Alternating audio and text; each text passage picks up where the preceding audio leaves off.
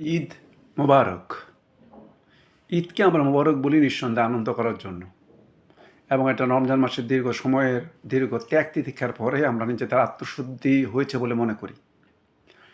গতকাল একটা নিউজ আমার চোখে লাগলো সে বিষয়টি নিয়ে বলার জন্য।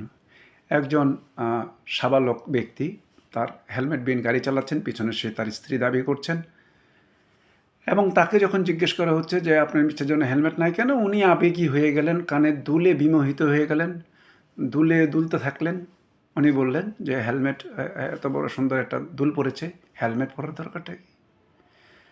আবার একটা শর্ত জুড়ে দিলেন যে এই সরকার নাকি উনি তৈরি করেছেন, কাজে উনি সুবিধা পাবেন। আবার এও বলছেন আচ্ছা ঠিক আছে, জরিমানা করলে করেন, জরিমানা দিয়ে দিব।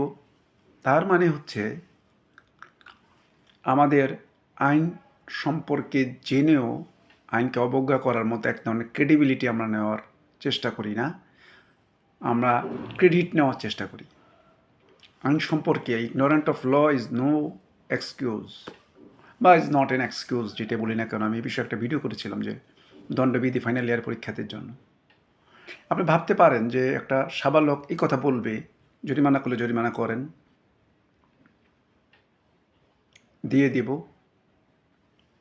তার মানে হচ্ছে তাকে স্পেসিফিক্যালি আইডেন্টিফাইড করে ইনকাম ট্যাক্সের একটা অথরিটির জোরালো অভিযান চালানো উচিত।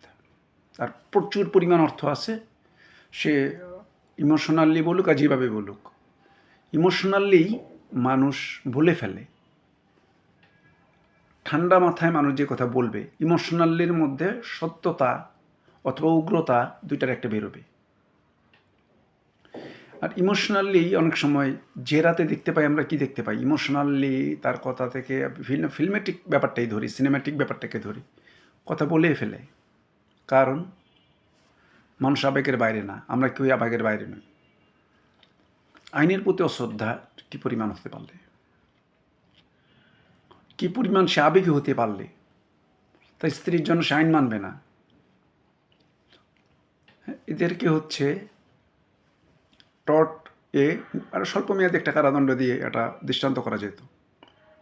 টর্টের ব্যবহারগুলি বাংলাদেশে বাড়ি, আমরা জানি ইংল্যান্ডে লয়ের বিভিন্ন বিষয়গুলো আছে, negligence, contributory negligence, general negligence, এমন বিভিন্ন ধরনের অপব্যবহারের বা অবহেলার প্রতিকার ব্যবস্থার কথা বলা আছে।